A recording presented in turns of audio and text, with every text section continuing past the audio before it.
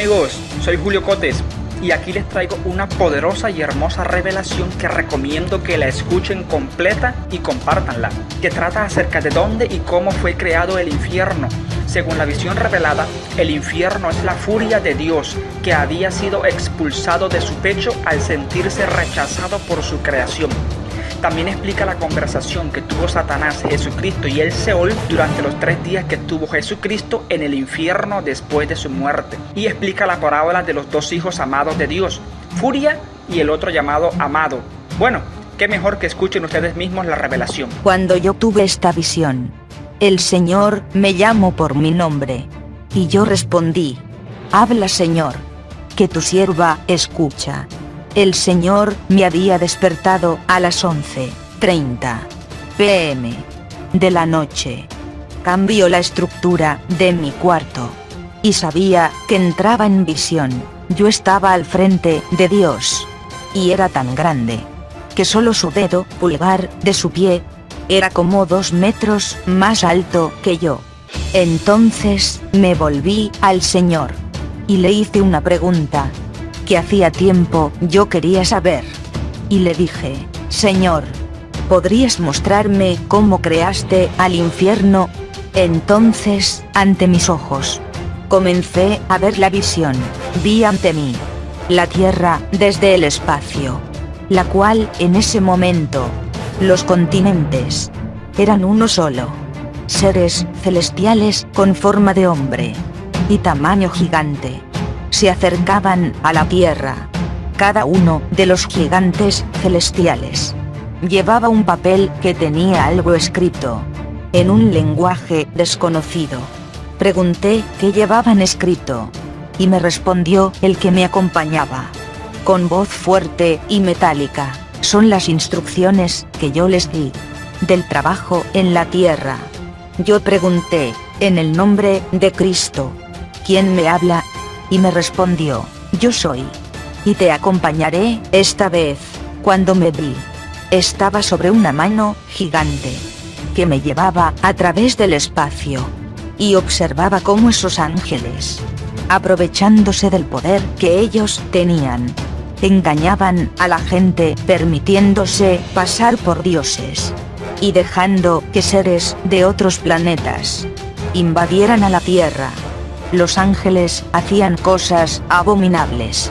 Violaban personas, hombres y mujeres, animales y plantas. Nada se escapaba a ellos, porque tenían el poder de materializarse y tomar forma de lo que fuera. Y sus hijos eran fenómenos monstruosos que atacaban a la gente y a toda la creación por igual. Entonces, en el paraíso, vi un niño gigante poner su mano en el pecho. Ese niño era Dios, y una energía llameante, anaranjada y negra estaba ahí en el lado de su corazón.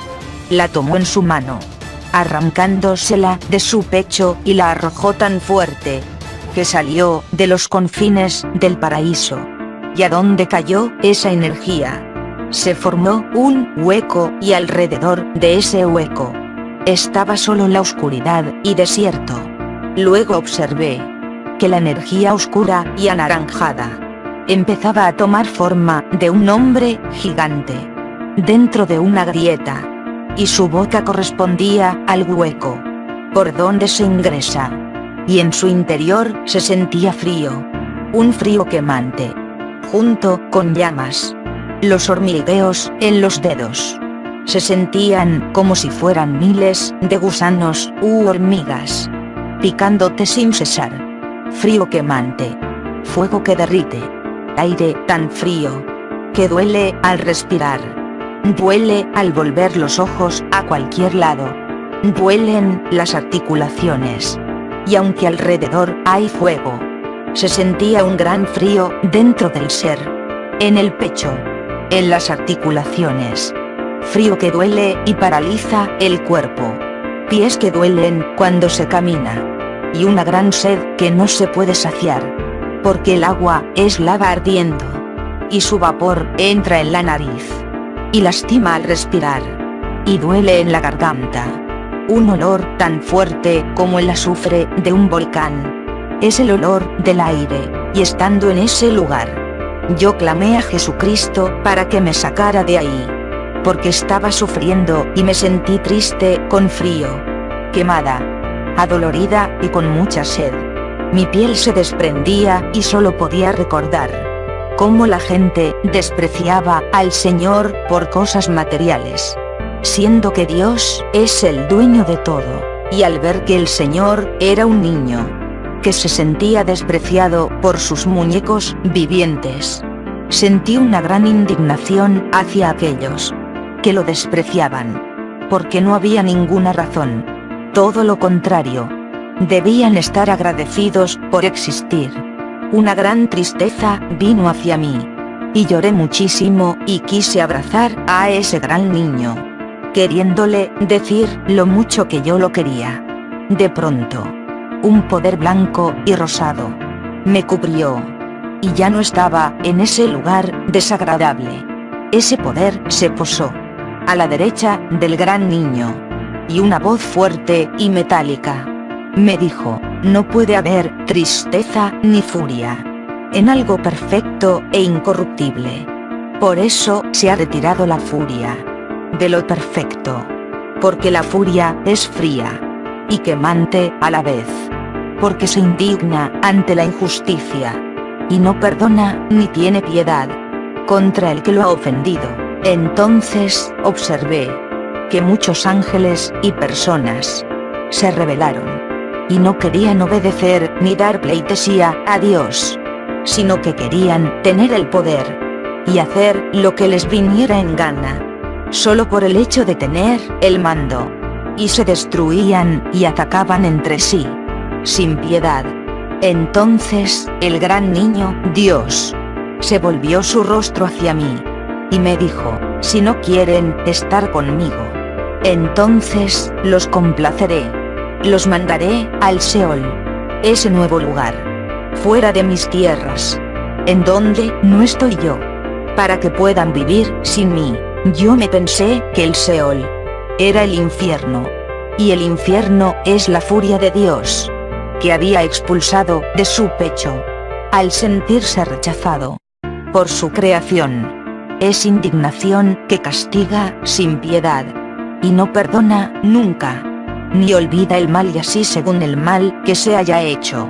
Así de grande es el sufrimiento, porque a pesar de que se indigna la furia y se venga, también es justa en cuanto a la enormidad del castigo, pues le da al malvado lo que se merece, de acuerdo a lo que haya hecho. Y en ese lugar el prisionero no olvida sus delitos, los recuerda siempre, para que sepa siempre, porque es castigado. Y vi las almas de las personas y de los ángeles que se rebelaron ante la autoridad de su Creador, ser arrojados de las tierras de este, y fueron arrojados al Seol, y el Seol abría su boca y se tragaba a todos los que le arrojaban. Y como el Seol siempre está furioso, no escucha súplicas ni arrepentimientos, porque sabe que sus víctimas lo dicen solo para salir de ese lugar, para salvarse del castigo, y no porque realmente lo sientan, ya que a lo largo de su vida terrenal, siempre en su corazón, quisieron hacer lo que les viniera en gana, y nunca se preocuparon por querer agradar a su Creador, obedeciéndole. Por tanto, como el Seol sabe la vida de sus víctimas desde el principio, conoce cuál es el pensamiento que abunda en sus corazones, y sin tenerles piedad a sus víctimas, les castiga sin cesar. Como el Seol salió del pecho de Dios, también tiene la fuerza creadora, y crea a sus acompañantes y aliados, que le ayudan a impartir justicia y castigar a sus prisioneros. Se me dice que esos acompañantes se hacen llamar furias también, y en ese lugar de desolación aparecen animales horribles y plantas espantosas, aves carnívoras y toda clase de insectos que provoque sufrimiento y temor, pues el Seol se complace solo en ver sufrir a sus prisioneros, porque lo merecen, porque despreciaron a Dios y a sus leyes. No hay día en ese lugar, solo hay una noche eterna, y todo lo que hay en ese lugar lastima y hace sufrir. En mi corazón podía yo sentir todos los pensamientos y razonamientos, y al ver en cada prisionero visiones de su vida, mi corazón se indignaba por tanta rebeldía sin justificación, pues estos prisioneros en vida no tuvieron compasión ni de Dios, ni de su prójimo, y como niños malcriados e injustos, le echaban la culpa a Dios de los males que ellos mismos se provocaban con sus decisiones. Un poder rosado y blanco yacía a la derecha de Dios, y Dios le llamaba el Verbo, porque ese poder hacía todo lo que él pensaba. El Verbo complacía en todo a Dios, y le hacía realidad cuanto pensamiento tuviera Dios. Le hacía compañía, daba calor, como el de un abrazo, y se sentía suave como una brisa. No importaba donde se paseara el Verbo, su poder era cálido, suave como la brisa, y su olor agradable. Un sentimiento de calma y felicidad llenaba mi corazón, y me sentía muy bien. Dios se sentó en su trono, y volvía sus ojitos a la tierra, y veía como sus creaciones le despreciaban sin razón. Y al ver a Dios tan triste, yo lloré por él, y le ofrecí mis brazos para arrullarlo y consolarlo, pero no podía acercarme ni moverme de donde estaba, ya que estaba en calidad de vidente, y la situación era semejante a como si observara una película en tercera dimensión. Entonces Dios en forma de niño dijo: ¿quién podrá hacer que estas creaciones me quieran? Y el Verbo respondió: yo iré a hablarles de ti, y les haré reflejar en mis actos el amor que tú les tienes, y al que acepte ser mi aliado y unirse a mí, entonces yo olvidaré lo que hicieron, y solo recordaré lo bueno. Lo traeré a ti para que te quiera y te acompañe, así como lo hago yo. Y el que no desee hacerlo, entonces lo llevaré al Seol, para que le dé lo que merece, de acuerdo a sus actos. Entonces Dios le dijo: ve. El Verbo entonces disminuyó su tamaño y entró en la tierra, semejante a un rayo. Y en la tierra el Verbo se paseaba en forma de un joven quinceañero, hablando de Dios y de lo especial y amoroso que es con sus creaciones. Y el Verbo era conocido como el Dios que salva, porque ayudaba a toda creación y no despreciaba a ninguna. Sin embargo, una multitud lo apresó y lo latigaron hasta cansarse. Luego le pegaron con un garrote varias veces, y de último con un cuchillo partieron su pecho. En la tierra de Dios, todos los que estábamos y hasta Dios mismo llorábamos por la ingratitud por la que fue sometido el Verbo. Luego pusieron al Verbo en una cueva, y el poder del Verbo salió de su cuerpo, y éste ha quedado como un cascarón.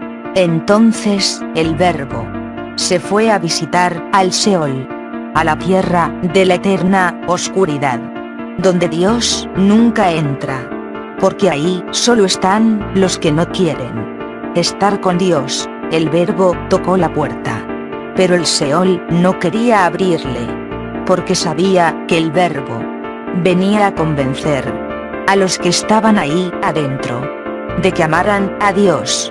Entonces, ante la negativa del Seol de abrir su puerta, porque el Seol sabía que el Verbo no merecía estar ahí, El Verbo forzó la puerta y la abrió. El Seol salió a su encuentro y le dijo: ¿por qué has entrado? Tú no mereces estar aquí. ¿Quién te ha enviado? Entonces el Verbo le contestó: he venido para sentir el recorrido de la creación y juzgar de acuerdo a lo bueno que han hecho, y se les perdonará de acuerdo al gran amor que tengan en su corazón hacia su Creador.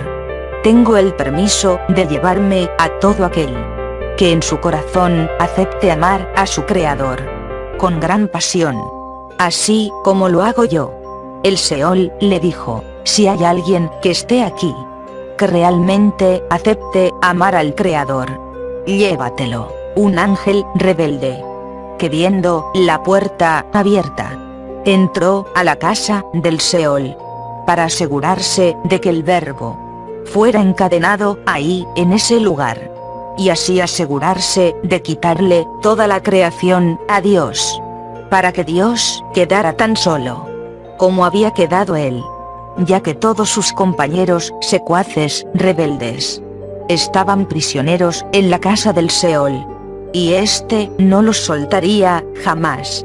Ese ángel le dijo al Seol: Seol, ¿por qué no aprisionas al Verbo? Pues ha venido de la tierra y te está quitando prisioneros, pues les está hablando y les está convenciendo de sus ideas. Y el Seol se volvió y le dijo: justo es que se lleve a estos prisioneros, los libere y los perdone, pues ha venido a convencerles de que amen a su Creador, y si ellos lo hacen en su corazón, injusto sería que estuvieran aquí. ¿Quién ha mandado al Verbo aquí? Porque con él no puedo enfurecerme, ya que sería injusto, porque él no ha hecho nada malo. Entonces el ángel rebelde le contestó: fui yo. Y el Seol se volvió a donde estaba el Verbo y le preguntó: ¿este fue él que te mandó aquí? Y el Verbo le contestó: sí, fue él.